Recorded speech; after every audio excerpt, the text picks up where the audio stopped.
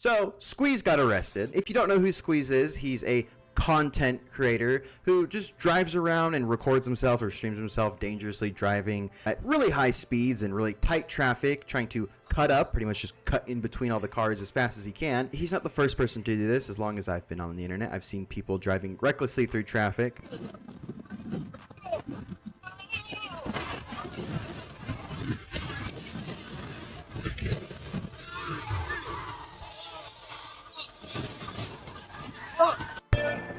Started from the bottom, now we way up, and I got that bad bitch stays up. This is just the first time that I've seen someone actually try to make a whole career out of it. First time I heard about Squeeze was the whole thing that he did with Neon, where they actually got into an accident on live stream, and Neon was freaking out, to say the least. Stop! Stop!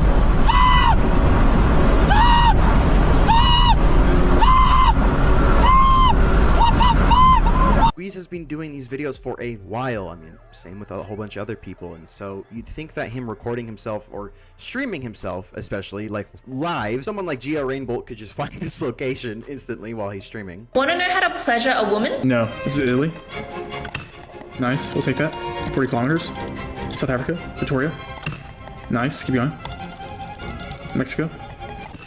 Nice. I think that, again, him literally recording himself doing crimes would get him caught. But sadly, no. For a long time, Squeeze was just able to get away with this. Now, this is pretty similar to the whole Kia Boy situation, although that is a little bit different. They do end up cutting up in the cars that they do steal. If you don't know who the Kia Boys are, they're kind of just this little, I guess, pseudo gang. It's not really a gang. I don't know why people keep calling it that. It's more of just like an online collective of bored kids who have nothing else to do, just stealing Kias and Hyundais. Andrew at Callahan, Channel 5, actually did a really good video on it if you want to go check that out, kind of explaining more into it. And now it looks like his fun has come to an end. It might have come to an end a little bit earlier than expected, because not only was he cutting up in traffic, recording himself doing that, he participated in this trend of people trying to get 5 stars in GTA, basically, and try to escape the cops. If you're committing illegal activities, you'd probably want to stay low on the radar, but sometimes the clout gets to your head. Now, the NYPD Deputy Commissioner posted this on Twitter. He said, Squeeze Benz is in custody thanks to NY's finest. One of the most prolific street racers in NYC can no longer treat the Big Apple like it's the Indy 500.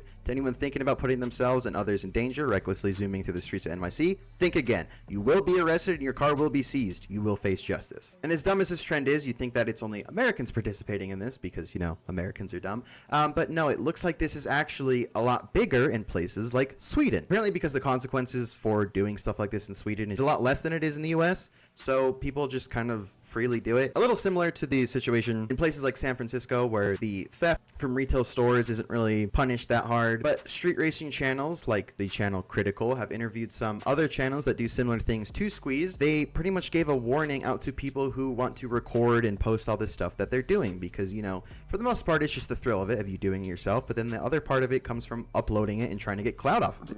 Your biggest enemy when it comes to doing stuff like this is your own self.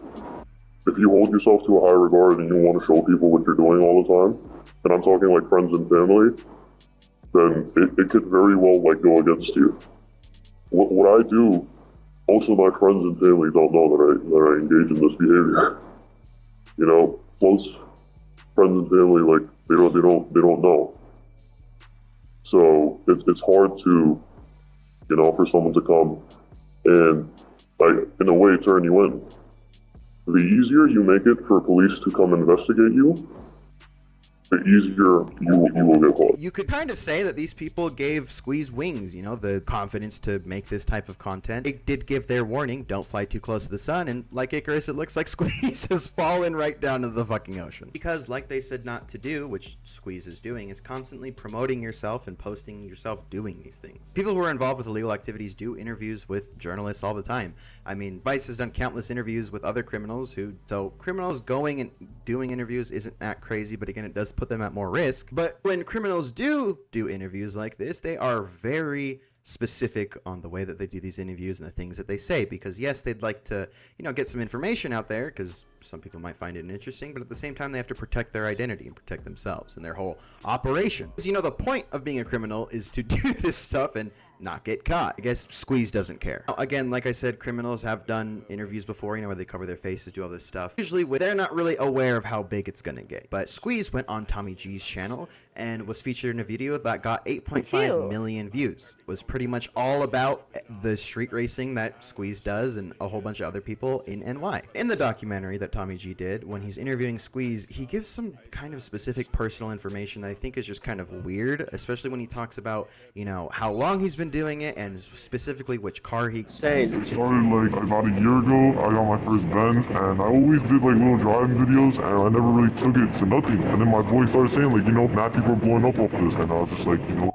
that's just how it started. Not that that's a lot to go off of, but later, you know, with him being arrested and everything, the police might have been watching him the whole time, which he does talk about, and I guess he is a witness. On a scale of 1 to 10, how wanted would you say you are? Probably a 10. Nobody's more wanted than me. Do you feel like the police watch your Instagram? 100%, they do. So I don't really know what he expected out of this. I mean, maybe he just wants to go down as a person in the history books who cut up the best on YouTube, but maybe that's all your legacy's gonna be, dude. Also talks about where he gets the cars from, so that, you know, that's a pretty easy giveaway for investigators to go off of if they want to track you. You know, I'm sure that Squeeze isn't the most internet privacy literate person on the fucking planet. It started like about a year ago. I got my first Benz and I always did like little driving videos and I never really took it to nothing. And then my boy started saying like, you know, mad people are blowing up off this, and I was just like, you know, that's just how it started. I'm curious, like you have a Lamborghini, at one point a Mercedes-Benz, I'm sure you go through a lot of different cars. Are you going on tour and just driving people's cars all crazy? You guys getting your own cars? Like, tell me about that. I had my own car for a bit, but then I changed it up because I did get chased a lot. So I just realized like, you know, doing long-term rentals is just a way better route. And then obviously I don't tell these guys on Squeeze Benz. Then he talks about how when he's tried doing this with other people, they have crashed when they try to keep up with him.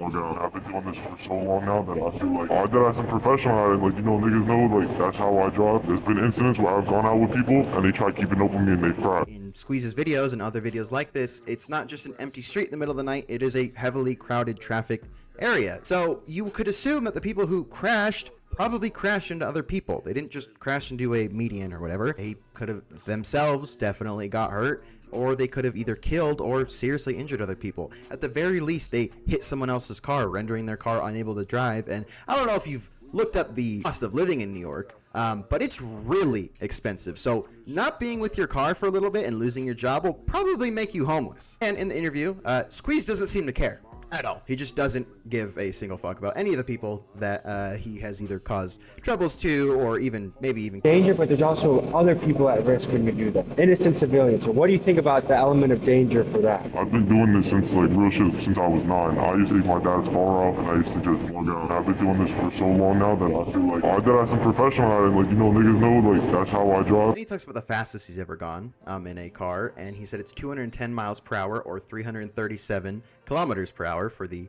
European people watching this, if there are any. How fast do you go? I mean, there's been a video on live where I've gone one-handed 210 miles an hour. Filming with one hand and driving with the other, 210 miles an hour. Yes. That's insane. Did that scare you? Not really, just to build up a tolerance of this. I don't know if you've ever seen a car crash at 210 miles per hour. I mean, I'll even put some shit here that shows a car going less than that, and you'll see how badly that car compacts into a garbage block from WALL-E in about 3 seconds.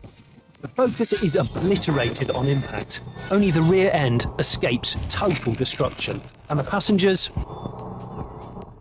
Don't ask. So if he were to hit someone going that fast, and assuming that he maybe gets close to that every once in a while, it would turn him and the person he hits into a garbage block from WALL-E. The sad thing is, a lot of times when these accidents like this happen, it's not usually the person who hits the other person who dies, it's the person who got hit. Anyway, shout out to this person on the H3 subreddit who found out that he was being held for third-degree assault charges in Massachusetts, which I guess is how investigators figured out who Squeeze is. Because, like Daft Punk beforehand, he was just wearing a helmet the whole time or blurring his face, so no one really know who Squeeze was. Anyway, I'm just happy that he's being charged because hopefully this will serve as an example to other people who want to try and do this, especially young, impressionable kids. I mean, the people in the Critical interview talked about how they just got their license just a year ago and they're already doing stuff like this, and serves as an example so people don't try to keep doing this. And it's really aggravating that places like Kick and even Instagram and stuff let this content up on their platform. I know Kick's whole thing is like, we don't care, we're not gonna do anything, but it's like, dude, you have a ton of kids watching you.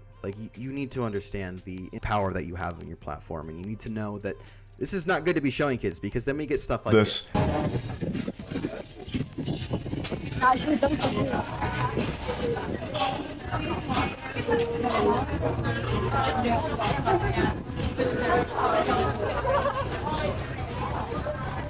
What the fuck?